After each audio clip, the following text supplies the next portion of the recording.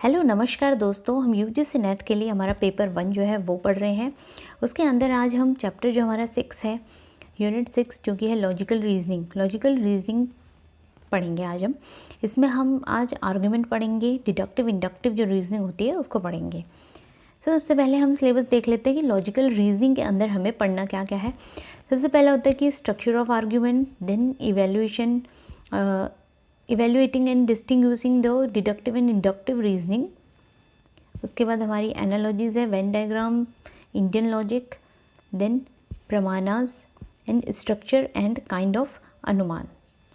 तो ये हमारा जो 7 टॉपिक्स हैं वो हमें लॉजिकल रीजनिंग के अंदर पढ़ने हैं। एक एक टॉपिक करके इसको समझेंगे। और जो अब क्योंकि हमारा एग्ज़ाम जो है वो नियर है, तो हमें मोस्ट इम्पॉर्टेंट जो इसके अंदर टॉपिक्स हैं उन्हीं को हम पढ़ेंगे, ताकि हम एग्ज़ाम में कुछ पार्ट्स जो है वो अटैम्प्ट कर पाएँ। सबसे पहले हम आर्ग्यूमेंट समझ लेते हैं। आर्ग्यूमेंट क्या होता है? आर्ग्यूमेंट क्या है? कनेक्टेड सीरीज़ है जिसमें कि बहुत सारी क्या होती है, स्टेटमेंट्स होती है और उनको मिलाकर हमारा क्या बनता है, आर्ग्यूमेंट बनता है, जिसके अंदर कंक्लूजन भी आता है। जो स्टेटमेंट्स हैं इनको हम प्रेमाइसेस भी बोलते हैं, प्रोपोजिशंस भी बोलते हैं। कहीं पर स्टेटमेंट्स लिखा होगा, कहीं पर प्रेमाइसेस होगा और प्रोपोजिशंस भी होगा। देन उसके बाद जैसे हमारी प्रेमाइस 1, प्रेमाइस 2 हो गई, उसके बाद हमारा कंक्लूजन हो जाता है। तो ये सारा मिलकर क्या बनाता है, एक आर्ग्यूमेंट जो है उसको बनाता है। देन प्रेमाइस क्या होती है, हमने समझा कि क्या होती है, स्टेटमेंट होती है जो कि आर्ग्यूमेंट को लीड करती है। आर्ग्यूमेंट है जैसे कि हम अगर अपने घर में या कहीं पर डिस्कशन कर रहे हैं अपनी मदर के साथ या अपने सिबलिंग्स के साथ, बहुत बार हमारा क्या हो जाता है, आर्ग्यूमेंट हो जाता है। हम कुछ सेंटेंस बोलते हैं, उसके बाद जो हमारे सिबलिंग्स हैं वो कुछ सेंटेंस बोलेंगे। तो इस तरह से फिर एट द एंड हम क्या करते हैं, कंक्लूजन पे पहुंचते हैं। तो वो क्या होता है, एक आर्ग्यूमेंट जो है उसको फॉर्म करता है, जिसमें कि स्टेटमेंट्स होंगी, स्टेटमेंट 1 होगी, स्टेटमेंट 2 होगी, देन उसके बाद कंक्लूजन आ जाएगा। तो वो हमारा क्या रहता है, आर्ग्यूमेंट रहता है। अब आर्ग्यूमेंट और स्टेटमेंट्स और जो प्रीमाइसेस हैं इनके बारे में हमें एक और चीज़ समझनी है जो कि इम्पॉर्टेंट है। सबसे पहला पार्ट हमने पढ़ा कि स्टेटमेंट होती है। तो स्टेटमेंट क्या होती है, स्टेटमेंट या तो ट्रू होगी या फॉल्स होगी। क्या होगी, ट्रू या फॉल्स। और जो हमारा एक कंप्लीट जो आर्ग्यूमेंट है, आर्ग्यूमेंट क्या होता है, या तो वो वैलिड होता है या वो क्या होता है, इनवैलिड होता है। वैलिड और इनवैलिड, ये हमें याद रखना है, ये इंपॉर्टेंट पार्ट है। तो ये पढ़ लिया हमने किसके बारे में, आर्ग्यूमेंट और स्टेटमेंट्स के बारे में। अब हम डिडक्टिव और इंडक्टिव जो हमारी रीजनिंग होती है, डिडक्टिव और इंडक्टिव जो आर्ग्यूमेंट है उनके बारे में पढ़ेंगे। सबसे पहले हम इनका स्ट्रक्चर समझ लेते हैं कि एक डिडक्टिव जो रीजनिंग है हम बोलते किसको हैं और इंडक्टिव रीजनिंग किसको बोलते हैं।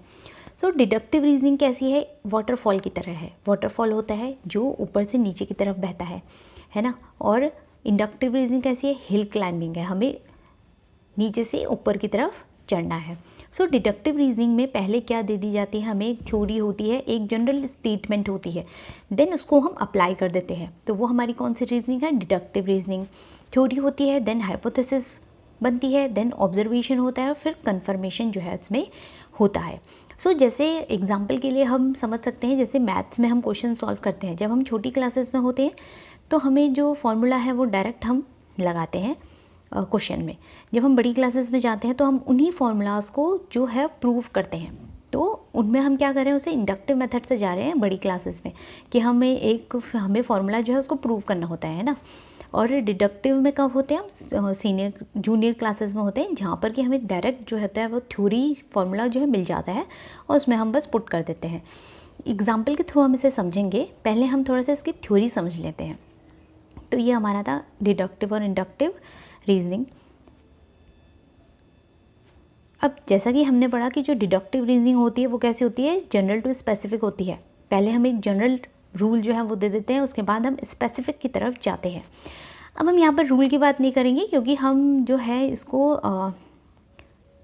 लॉजिकल रीजनिंग के अंदर पढ़ रहे हैं और यहाँ पर हम जो है ह्यूमंस का भी एग्जाम्पल के थ्रू इसको समझेंगे। अब sometimes it is informally called top down approach. Informally हम इसे टॉप डाउन अप्रोच कहते हैं अपने समझने के लिए। और इसमें कंक्लूजन क्या करता है, प्रीमाइसेस को फॉलो करता है।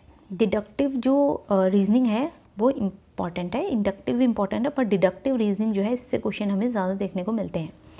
अब हमारा हो जाता है इंडक्टिव रीजनिंग। जैसा कि हमने इसको पढ़ा कि ये स्पेसिफिक से जनरल की तरफ जाती है। पहले हम एक स्पेसिफिकली स्टडी करते हैं, देन उसके बाद एक जनरल जो है वो थ्योरी या स्टेटमेंट जो है वो दी जाती है।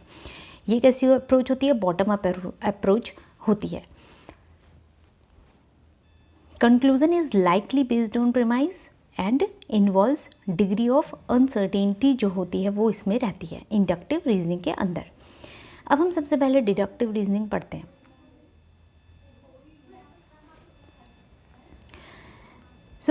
डिडक्टिव रीजनिंग हमने पढ़ा कि डिडक्टिव रीजनिंग के अंदर हमने क्या बोला कि ये इसमें जो थ्योरी है वो कैसे चलती है? जनरल से स्पेसिफिक चलती है डिडक्टिव रीजनिंग।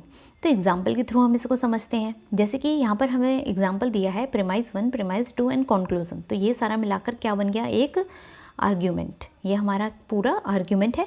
प्रीमाइज 1 हमें क्या बता रहा है कि all man are mortal, so all man are mortal, I am a man, so I am mortal. तो यहाँ पर क्या है? एक जनरल, पहले जनरली बता दिया कि सभी जो है वो मॉर्टल हैं, फिर आई एम अ मैन, फिर एक स्पेसिफिक मतलब एक पर जब हम चले जाते हैं, एक पर्सन की जब हम बात कर रहे हैं तो वो स्पेसिफिक हो गया। जनरल में हमने सभी की बात कर ली, तो इसीलिए ये आर्ग्यूमेंट कैसा हुआ? डिडक्टिव आर्ग्यूमेंट हुआ, क्योंकि इसमें पहले हम ऑल की बात कर रहे हैं, उसके बाद हम स्पेसिफिक पे गए हैं, जनरल पर्टिकुलर पे गए हैं। तो ये हमारा हो गया डिडक्टिव रीजनिंग का एग्जाम्पल। अब जो डिडक्टिव रीजनिंग है इसमें ये दो तरह की हो सकती है।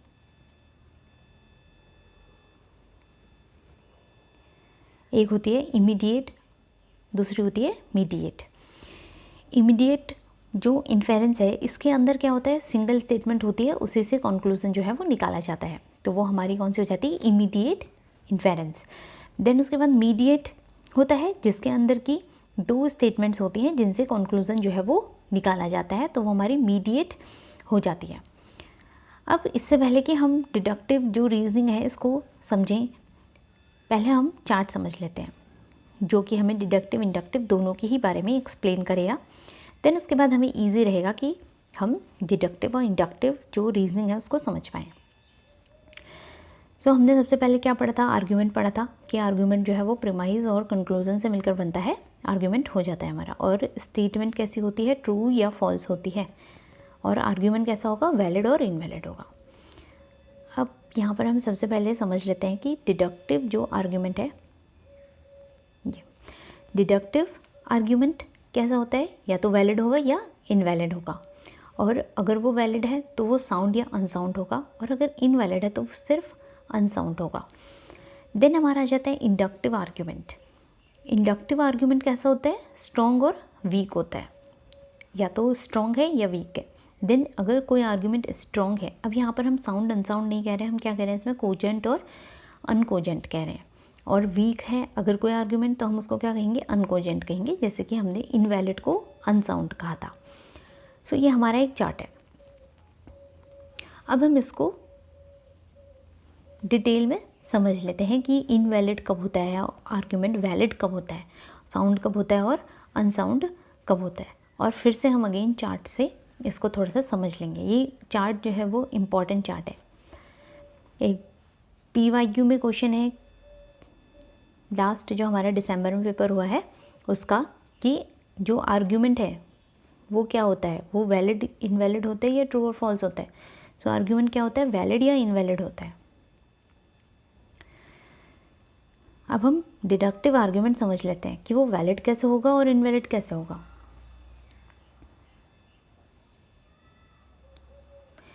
डिडक्टिव आर्ग्यूमेंट, अब हम यहाँ पे पढ़ रहे हैं वैलिडिटी के बारे में।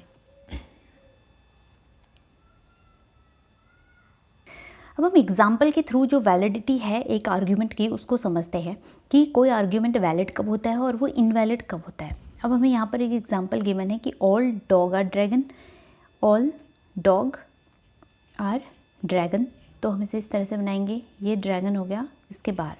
देन उसके बाद सेकंड हमारी जो प्रीमाइस है वो कह रही है all dragons are birds, all जो ड्रैगन्स हैं वो बर्ड्स हैं, तो ड्रैगन के बाहर बर्ड्स आ जाएंगी, ये बर्ड्स होगी, ये वाला बर्ड्स हो गई, ये ड्रैगन है और ये डॉग है। अब कंक्लूजन क्या है कि ऑल डॉग आर बर्ड्स, तो ऑल डॉग जो है वो क्या होंगी, बर्ड्स होंगी। तो यहाँ पर जो हम देख सकते हैं कि प्रेमाइजेस जो है वो कंक्लूजन उनको फॉलो कर रहा है।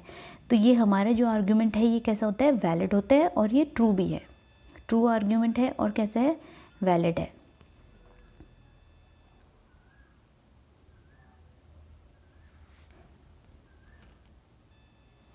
तो ये हमारा एग्जाम्पल हो गया किसके बारे में, वैलिड आर्ग्यूमेंट के बारे में। अब यहाँ पर हम देख सकते हैं कुछ जो पॉइंट्स होते हैं जो कि एक आर्ग्यूमेंट को वैलिड बनाते हैं, जो हमें याद रखने हैं कि अगर प्रीमाइस क्या है, ट्रू है, ट्रू प्रीमाइसेस है तो कंक्लूजन भी क्या होगा, ट्रू होगा। ऐसे स्टेटमेंट्स भी पूछे जाते हैं जहाँ पर हमें ये लिखा रहेगा कि अगर ट्रू प्रीमाइस है तो कंक्लूजन ट्रू होगा वैलिडिटी के बारे में, और प्रीमाइसेस अगर फॉल्स है तो कंक्लूजन क्या होगा, फॉल्स होगा। और प्रीमाइसेस अगर फॉल्स है तो भी कंक्लूजन क्या हो सकता है, हमारा ट्रू हो सकता है। तो ये हमारा क्या है, वैलिडिटी के बारे में कि कोई आर्ग्यूमेंट जो है वो वैलिड कब होगा। तो ये 3 पॉइंट्स हैं। इसके अलावा एक और पॉइंट है कि a valid argument never have true premise and false conclusion. तो ऐसा नहीं होगा कि हमारी प्रीमाइस ट्रू है, अब यहाँ पर जैसे हमारी प्रीमाइसेस ट्रू थी बट लेकिन ये नहीं होगा कि वो जो है कंक्लूजन क्या हो जाए, फॉल्स हो जाए, कि कंक्लूजन फॉल्स आए, तो ये कहीं पर भी नहीं होगा वैलिडिटी के बारे में। तो ये हमारा हो गया क्या, वैलिड आर्ग्यूमेंट। अब हम आर्ग्यूमेंट जो है वो इनवैलिड कब होता है वो देखते हैं। हमें एग्जाम्पल गिवन है जिसमें कि आर्ग्यूमेंट की इनवैलिडिटी के बारे में हमें बताया है। तो प्रीमाइस 1, प्रीमाइस 2 एंड कंक्लूजन होगा। प्रीमाइस 1 में क्या है कि ऑल डॉग आर एनिमल, जो ऑल डॉग हैं वो क्या है, ऑल डॉग जो है वो एनिमल है,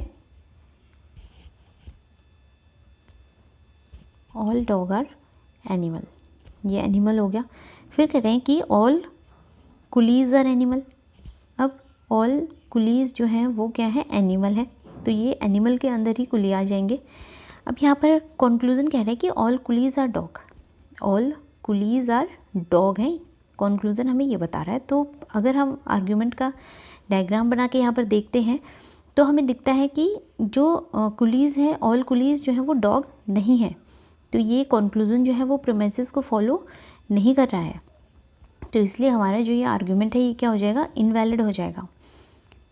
तो इनवैलिड जो आर्ग्यूमेंट होता है इसमें क्या होता है कि प्रीमाइसेस तो ट्रू होते हैं लेकिन कंक्लूजन कैसा हो जाता है, फॉल्स हो जाता है। प्रीमाइसेस ट्रू बट कंक्लूजन कैसा हो गया, फॉल्स हो गया। तो ये हमारा कौन सा आर्ग्यूमेंट हो जाएगा, डिडक्टिव आर्ग्यूमेंट। डिडक्टिव आर्ग्यूमेंट तो है लेकिन ये कैसा है, इनवैलिड है, जो कि जिसमें कि हमारे आर्ग्यूमेंट्स ट्रू है लेकिन जो कंक्लूजन है, प्रीमाइसेस ट्रू है लेकिन जो कंक्लूजन है वो फॉल्स है, वो प्रीमाइसेस को फॉलो नहीं कर रहा है। तो ये हमारा आर्ग्यूमेंट क्या है, इनवैलिड है। तो ये हमारा एग्जाम्पल था किसका, इनवैलिड आर्ग्यूमेंट का। अब हम साउंडनेस देखते हैं। वैलिड और इनवैलिड हमने देखा, अब हम साउंडनेस देखेंगे। साउंडनेस में क्या होता है कि जहाँ पर डिडक्टिव, वो डिडक्टिव आर्ग्यूमेंट होता है जहाँ पर कि प्रेमाइसेस क्या होती हैं, ट्रू होती हैं और कंक्लूजन भी क्या होगा, उसका ट्रू होगा। तो यहाँ पर क्या होता है कि आर्ग्यूमेंट कैसा होना चाहिए, वो वैलिड होना चाहिए और प्रेमाइसेस उसके ट्रू होने चाहिए, तो वो साउंड होगा। इसका एग्जाम्पल हम देखते हैं। एग्जाम्पल इसका है कि ऑल कैट्स आर मैमल्स।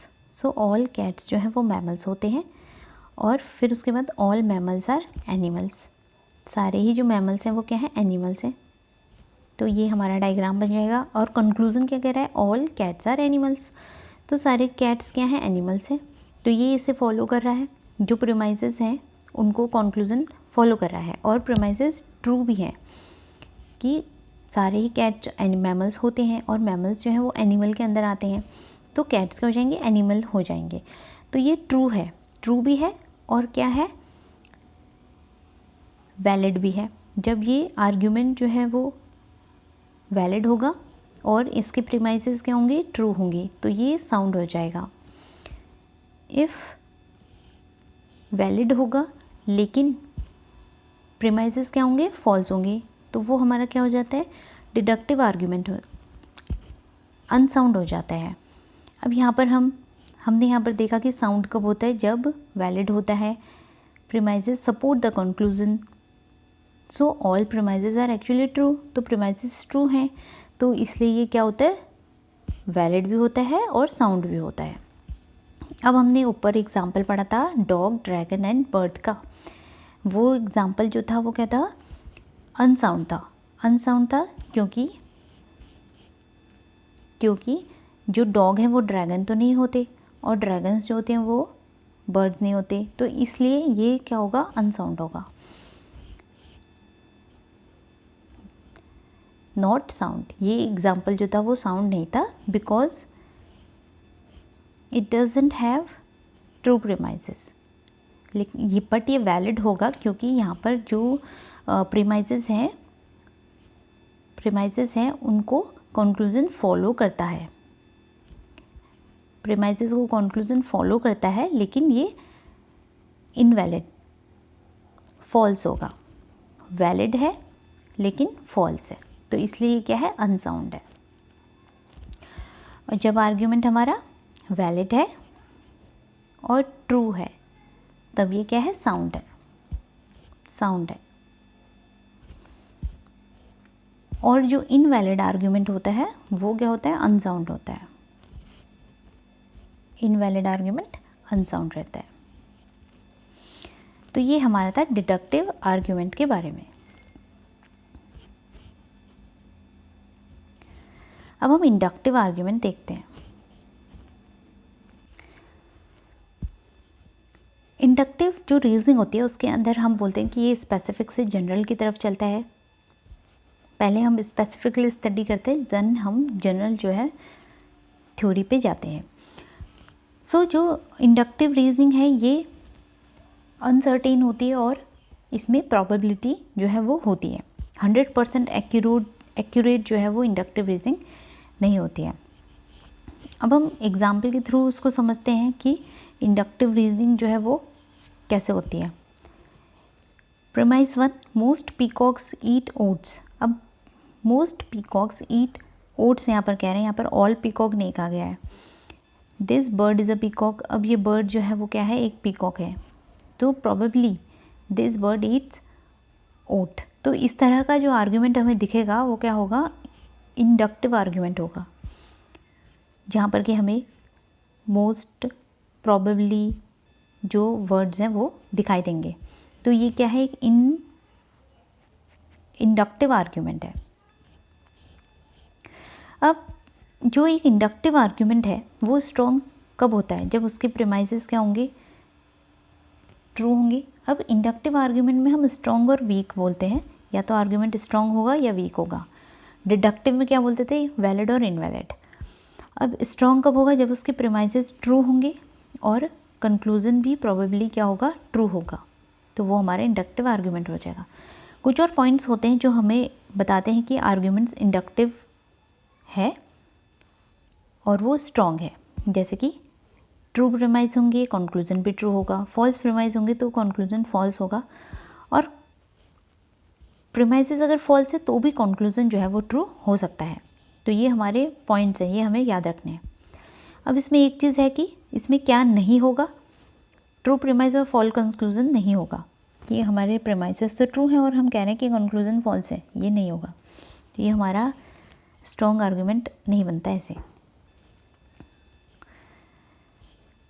अब हम इसे अगर समराइज करते हैं तो जो एक स्ट्रॉन्ग इंडक्टिव आर्ग्यूमेंट है is one where the improbable for the conclusion to be false given that the premises are true. यही हम पढ़ रहे हैं कि जहाँ पर कि हमें कंक्लूजन क्या दे दिया, फॉल्स दे दिया, और प्रीमाइसेस ट्रू हैं, ये नहीं होगा स्ट्रॉन्ग आर्ग्यूमेंट के अंदर।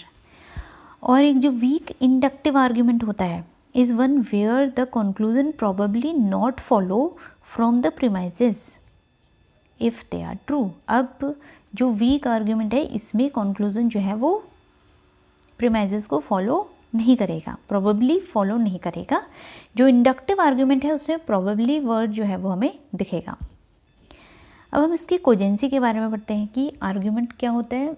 अगर वो स्ट्रॉन्ग है तो वो कोजेंट होगा, कोजेंट आर्ग्यूमेंट होगा। कोजेंट और अनकोजेंट दो तरह के आर्ग्यूमेंट जो है वो हैं।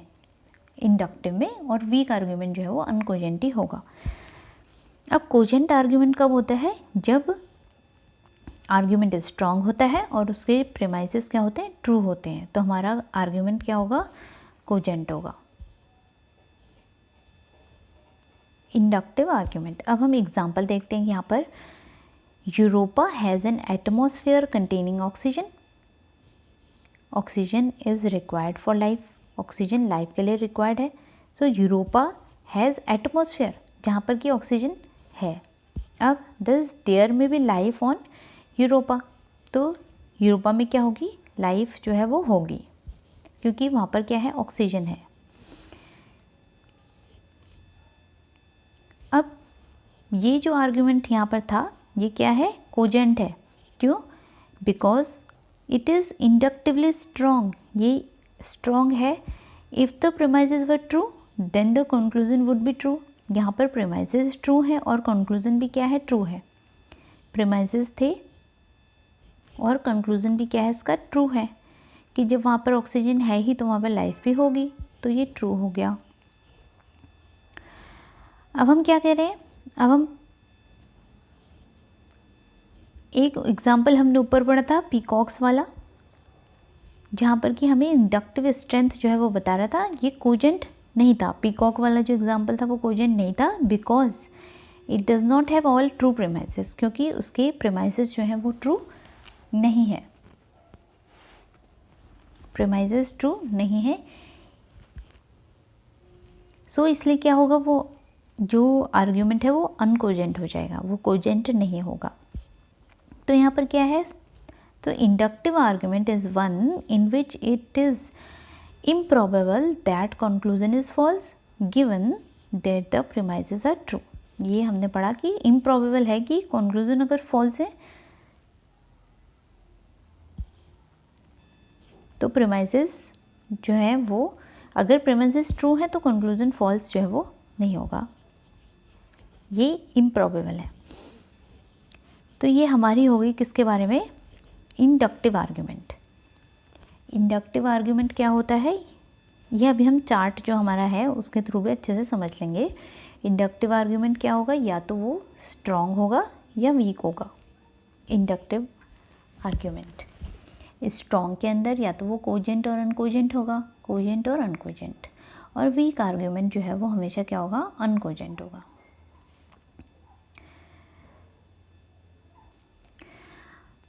अब हम एक गुड आर्ग्यूमेंट कैसा होता है उसके बारे में पढ़ लेते हैं कि गुड आर्ग्यूमेंट में क्या क्या क्वालिटीज़ जो हैं वो होनी चाहिए।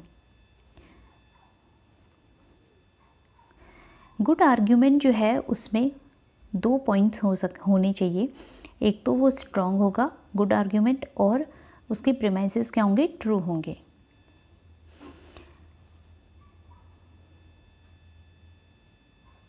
ये हमने जो ऊपर पढ़ा डिडक्टिव और इंडक्टिव आर्ग्यूमेंट, उसी के बारे में है। अब हम इसके एग्जाम्पल देख लेते हैं कि डिडक्टिव और इंडक्टिव जो रीजनिंग है इनके एग्जाम्पल क्या है। प्रोपोजिशन, हम प्रीमाइसेस को प्रोपोजिशन स्टेटमेंट्स भी बोलते हैं। So all vegetable contain vitamins, सभी वेजिटेबल्स में विटामिन्स हैं। कैरेट एक वेजिटेबल है, तो दिस जो कैरेट है वो क्या कंटेन करेगा? विटामिन कंटेन करेगा। तो ये आर्ग्यूमेंट कैसा हुआ? वैलिड भी है और साउंड भी है। तो ये हमारा डिडक्टिव आर्ग्यूमेंट जो है होगा और ये गुड आर्ग्यूमेंट होगा। और हमारा एग्जांपल है इंडक्टिव आर्ग्यूमेंट का। इंडक्टिव आर्ग्यूमेंट में हमें पता है कि हम प्रोबेबिलिटी होती है, इसमें अनसर्टेनिटी होती है। तो most vegetables contain vitamins, carrot is a vegetable, so this carrot contains vitamins. तो ये इंडक्टिव जो रीजनिंग है उसका एग्जाम्पल हो गया। तो ये हमारा था डिडक्टिव और इंडक्टिव रीजनिंग। अब इनसे रिलेटेड कुछ क्वेश्चंस हैं, उनको हम सॉल्व कर लेते हैं। सबसे पहला क्वेश्चन है, इन अ डिडक्टिव आर्ग्यूमेंट कंक्लूजन इज। सो एक डिडक्टिव आर्ग्यूमेंट जो होता है उसमें कंक्लूजन क्या होता है? एंटेल्ड बाय द प्रीमाइसेस, जो भी प्रीमाइसेस होते हैं उन्हीं के आधार पर कंक्लूजन जो है वो होता है। सेकेंड क्वेश्चन है, in inductive reasoning is based on और प्रीसपोजेस यूनिफॉर्मिटी ऑफ नेचर। तो इंडक्टिव आर्ग्यूमेंट जो बेस होता है वो किससे होता है, uniformity of nature. Then next जो हमारा क्वेश्चन नंबर 3 है, डिडक्टिव आर्ग्यूमेंट वैलिड कब होता है, जब क्या होते हैं, प्रीमाइसेस ट्रू होते हैं और कंक्लूजन भी क्या होता है, ट्रू होता है, तब आर्ग्यूमेंट क्या होता है, वैलिड होता है। नेक्स्ट हमारा है, structure of logical argument is based on formal validity. तो जो एक जो लॉजिकल आर्ग्यूमेंट है उसका जो एक स्ट्रक्चर है वो किस पे बेस करता है, जो फॉर्मल वैलिडिटी है उस पर बेस करता है। एक क्वेश्चन और है, which of the following is the characteristic feature of argument. एक आर्ग्यूमेंट का फीचर क्या होता है, या तो वो वैलिड होगा या इनवैलिड होगा। तो ट्रू और फॉल्स किसका फीचर है, स्टेटमेंट का या प्रोपोजिशन का। और आर्ग्यूमेंट का फीचर क्या है, या तो वो वैलिड होता है या इनवैलिड होता है। सो आज की वीडियो में हमने लॉजिकल रीजनिंग का जो आर्ग्यूमेंट वाला पोर्शन है, वैलिड, डिडक्टिव और इंडक्टिव जो रीजनिंग है उसको समझा। नेक्स्ट वीडियो में हम लॉजिकल रीजनिंग के ही आगे जो सिलेबस है उसको कवर करेंगे। सो अगर आपको वीडियो पसंद आया हो तो लाइक ज़रूर कीजिएगा और अपने फ्रेंड्स के साथ शेयर भी कीजिए, और चैनल सब्सक्राइब नहीं किया तो सब्सक्राइब भी कर लीजिए। Thank you for watching.